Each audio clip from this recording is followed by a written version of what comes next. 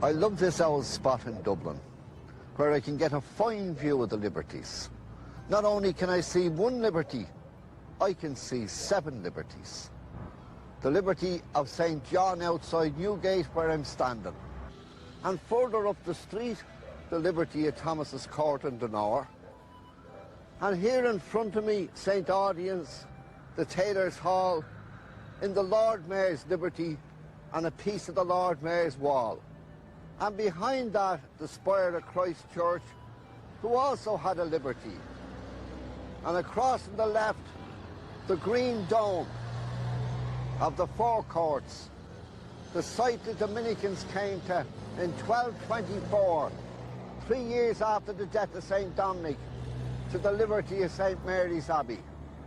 And of course, the 6th and 7th liberty is down here on my right, the spire of Patrick's Cathedral, which brings to my mind the liberty of the Archbishop of St. Sepulchre's and the liberty of the Dean and Chapter of St. Patrick's Cathedral.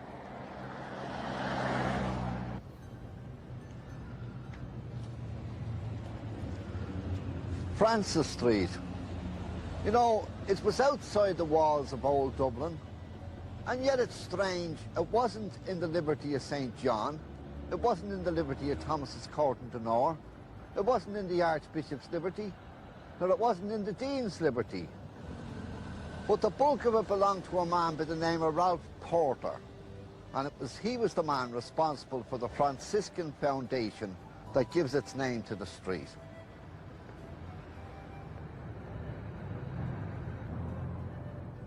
This brings back memories of Johnny Ray, the halfpenny wafer out of the bucket and the drop of raspberry out of the big bottle. Sure, O'Hara's is nearly as old as Francis Street itself. It's a pity they had to knock down Much Hat's chemist to widen the road. The old Thibault, sure, it was more than a picture house. It was a university where we learned all about the Blue Nile and the White Nile and Stanley and Livingston, and things that we never learned in the schoolroom. That's where we used to queue there, up along the laneway there, and the usher with his belt off, beating us back, and we all clutching our fourpence and our orange. Dublin has a great tradition of markets. The people always sold in the street. The markets used to be down around Patrick Street and Nicholas Street, but Lord Ivy wanted to get them away from the cathedral. Also, they wanted to pull down the slum dwellings there to build houses for the people. So they killed 2 birds with a 1 stone. They pulled down the slums and put up Ivy Trust buildings for the people and built the Ivy Market to get them in off the street and give them a bit of shelter. Now, a lot of people don't realise that the Ivy Market sells new items as well as second-hand items. Trade has gone off a bit nowadays as to what it was during the war and before the war. You wouldn't get into it, you'd be queuing up to get into it. But nowadays it has slackened down. Of course, there's a lot of street traders around the Thomas Street area and the Mead Street area and then the other markets in the vicinity. But the Ivy is still worth a visit. You can get anything from a pair of cowboy boots, a straight pair of cord jeans, or you can get grandad shirts by the thousand. The Ivy is worth a visit any day of the week. The stone heads represents the nations we trade with. You can come down yourself and pick out what head that is and what head your man is. And I see an Indian up there. We must have bought buffaloes off the Indians. And of course there's another one around the corner here who has a very jokative type of a wink. He must have done a queer deal with us.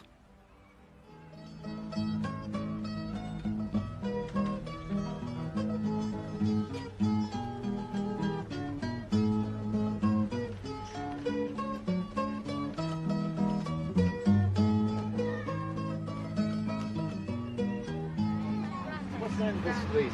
Francis Street. Here's where the park behind us.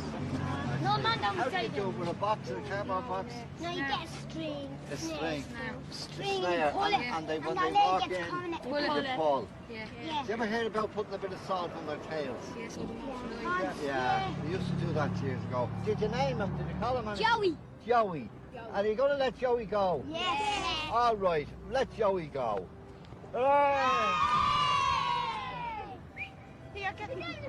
You get Joey getting away. He's gone.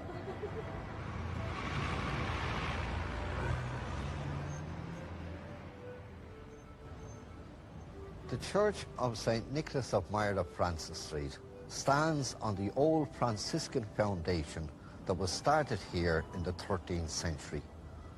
The land was given to the Franciscans by Ralph the Porter, and in the year 1236, the Franciscans came here and started their first monastery. So at one time, it was the parish church, not only for the people around here, it was the parish church for the people living on the Isle of Man, because the Isle of Man was in the Archdiocese of St. Nicholas of Myra when it was a pro-cathedral in Dublin. In 1534, Silken Thomas mustered his troops here before marching on Dublin Castle. But the gates of Dublin were closed and he didn't get in. And poor old Silken Thomas and his 5 uncles were hanged, drawn and quartered at Tyburn.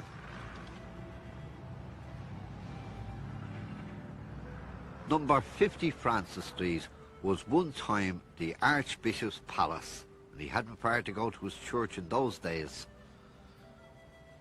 Myra House, where Frank Duff founded the Legion of Mary in 1921. I picked up 2 books in the Ivory Market there. One is an idea in the working about the Magdalen hospitals, and the other one, Walking with Mary, is actually Frank Duff's. Isn't that a coincidence? The 2 books, they were both associations of mercy. That's Frank Duff and Father Thor and the Lady Legionaries celebrating the 1st anniversary of the foundation of the Legion. Marks Alley West, the one-time residence of the eminent naturalist Caleb Treckelt, the man who compiled the first Irish flora. Just imagine, 252 years ago, a fella living up that street who went out every morning with his notebook and his pencil and possibly his magnifying glass, recording all the flora and coming back then to Mark Alley to record his old book.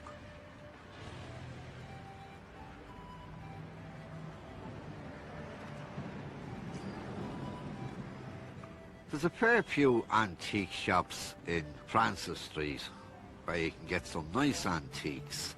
Of course, antiques nowadays, when I was a kid, they'd be thrown out in the ash bin, stuff that's called antiques today. The clocks there remind me of the four-faced lawyer down in Cork and his brother up at Griffith Barracks on the South Circular Road. The 4 clocks, each telling a different time. I'm a buxom fine widow, I live in the spot, in a Dublin they call it the Cure. Me shop and me stall are laid out on the street, and me palace consists of 1 room. At Patrick Street corner for 45 years, sure I've stood there, I'm telling no lie. And while I stood there, nobody would dare to say black was the white of me eye. You may travel from Clara to the county Kildare, from Drogheda right back to McLuhan. But where would you see a fine widow like me? Biddy Mulligan, the pride of the Coam. Me boys, Biddy Mulligan, the pride of the Coam. Lowe's old sweet shop. Bullseyes, apple flavour, fruit flavour, bomb, and the old sweet can. Hempens each. That was the good woman. Give us one of them cans there in the window, please. Give us the sweets as well. Take the 2 of them out of that.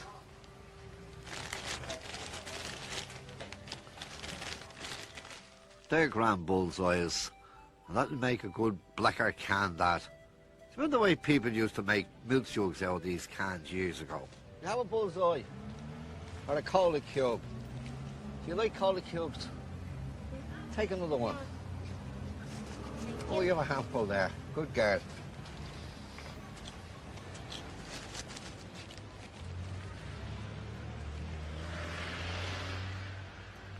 Moira Glass. Of course, Moira gets its name from St. Nicholas of Moira, Francis Street, and the Moira Glass Works reflects all that is best in Liberty crafts and workmanships. New Row was built on one branch of the Poddle River as it flowed down here into the city of Dublin. Of course, the Poddle River was harnessed by several mills. Old Bush's Mill still stands today, despite all the wear and tear, and has the character of being a very sound edifice built to last the centuries. All along here, Mill Street was a hive of mills. There was whiskey, there was calico, there was cotton, there was rope. It's hard to realise that the Poddle River flowed down here. There's not a trace of it today, except at one place up there at Warden Mount, but it's very hard to get it, so that the Poddle can't be seen. But all under these buildings and under these roadways, the old Poddle rolls on like Old Man River, going down there into the Liffey and out into the sea.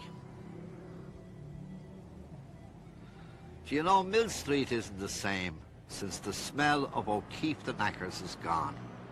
To Dubliners it was only a smell, but do you know that O'Keefe's were celebrated for their manures? Irish manufacture. For centuries they were the best and the cheapest.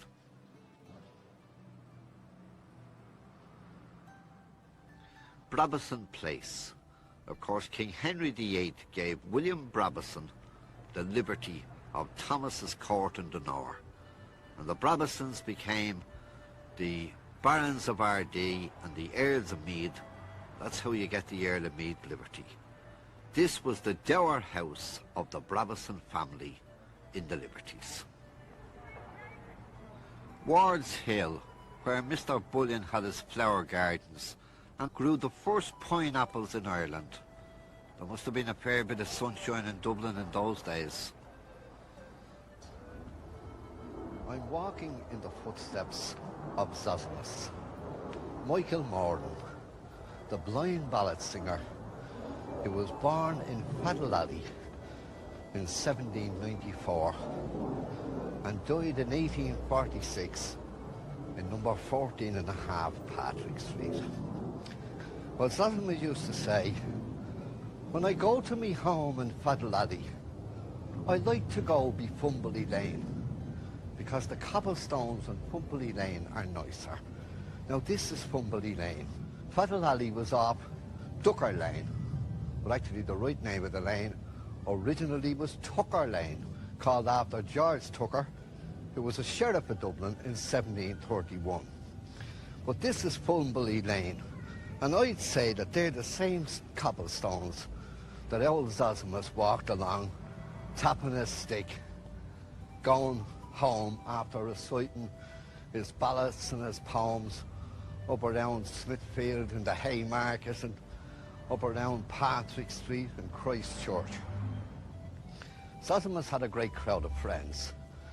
In the early days when he was a young man, he had all the old ballad singers of Dublin to help him to recite, because you must remember, he was blind, he couldn't read. And how he got his name, Zosimus, was Bishop Kyle, who was the Bishop of Raphoe, Dr. Kyle. He wrote a book, St. Mary of Egypt.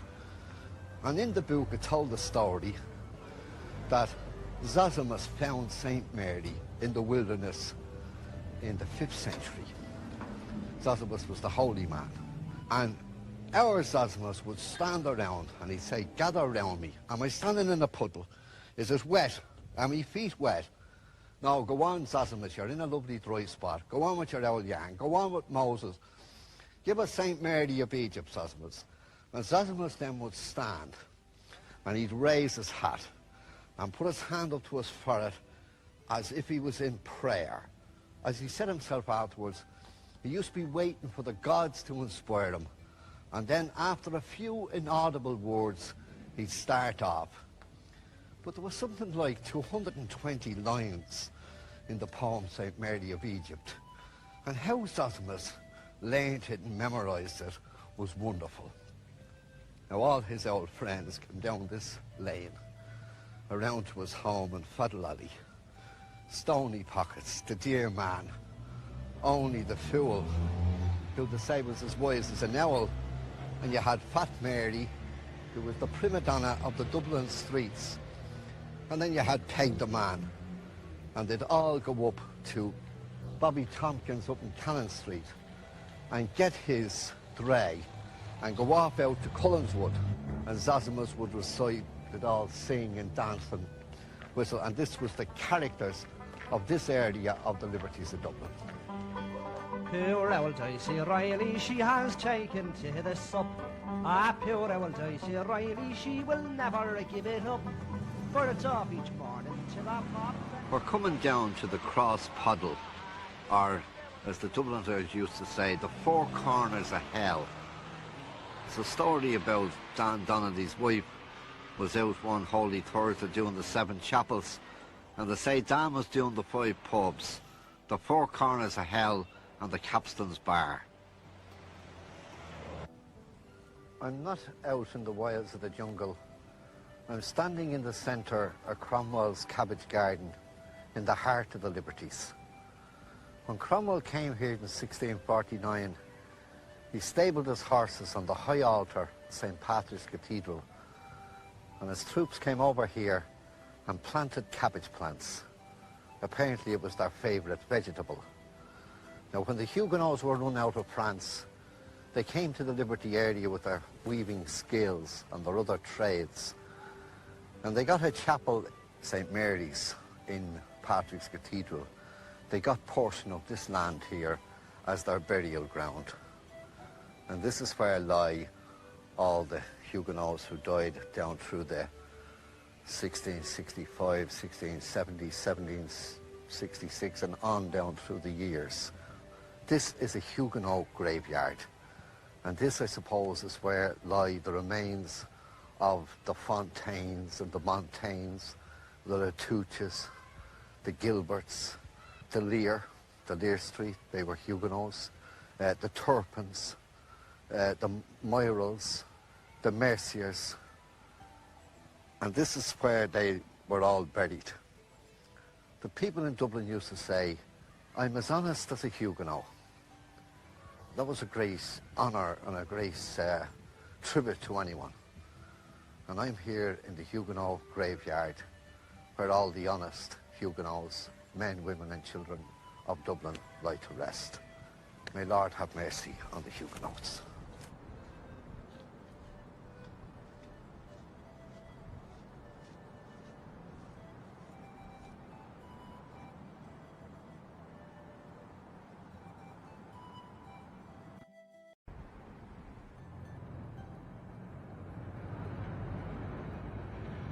St. Patrick's Cathedral is steeped in history. It was founded by John Comyn, a Benedictine monk who was appointed Archbishop of Dublin by King Henry II. The cathedral was built on the site of the old church of St. Patrick, the spot where St. Patrick himself converted the people of Dublin in 448. The cathedral was opened on St. Patrick's Day 1192, nearly 800 years ago. It was dedicated to God, the Blessed Lady Mary and St. Patrick. Kevin Street Police Station stands today where John Comyn built his palace. It was first called the Palace of Colonia and later changed to the Palace of St. Sepulchres, thus given the liberty of the Archbishop of St. Sepulchres.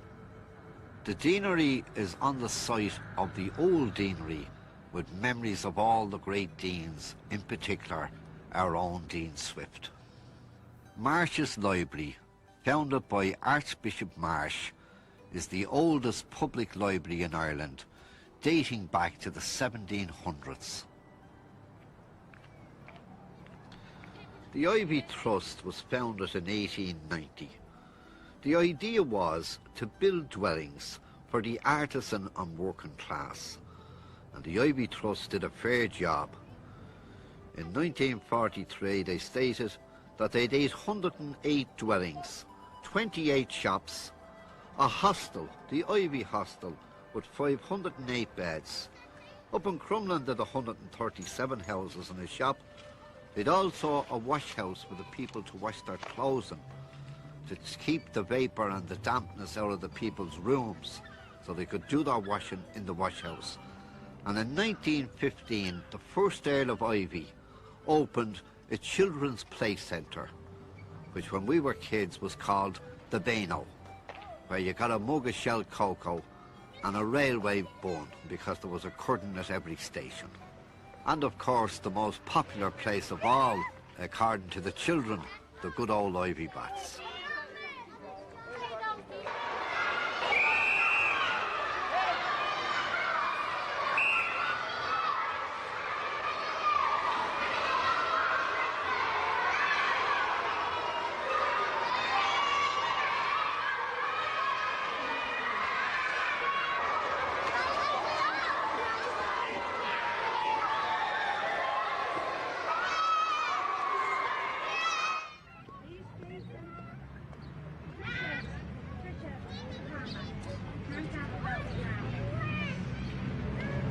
This is my favourite park.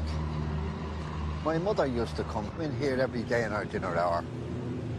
She told me one time that in Patrick's Park she'd only to close her eyes and she could see Thomas MacDonagh and Eamon Kent walking down the Ross Road to surrender after the Easter week rise in 1916.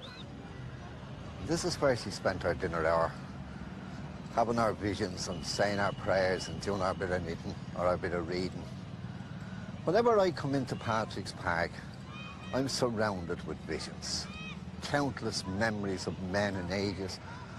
But out among all those characters, there's two men that always come into my mind whenever I walk around this old park. And the first man is James Clarence Mangan, the Dublin poet and nationalist, the young Irelander, the writer to the nation.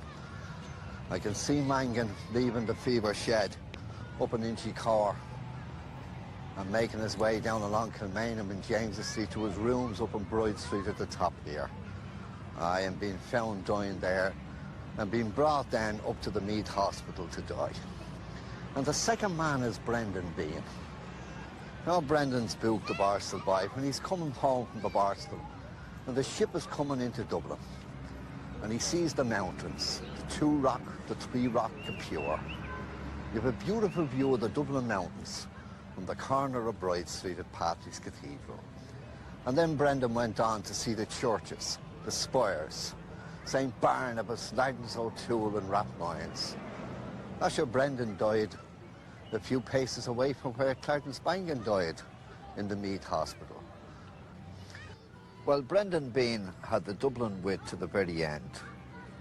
When he was dying up in the Meath Hospital, there's a story told that a nun went in to visit him. And she was looking at him in the bed and she said, "Brendan, I'm praying for you."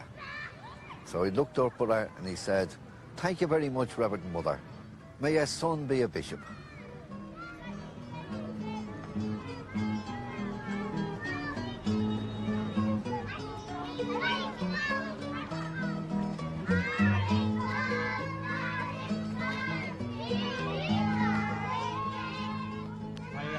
Son, me Holly plays on the flute, he belongs to the Longford Street Band. 'Twould do your heart good for to see him march out when the band goes to Dollymount Strand. In the park on the Sunday I quite couldn't dash, all the neighbours look on in surprise at the grand paisley shawl and me bonnet so tall, 'twould dazzle the sight of your eyes.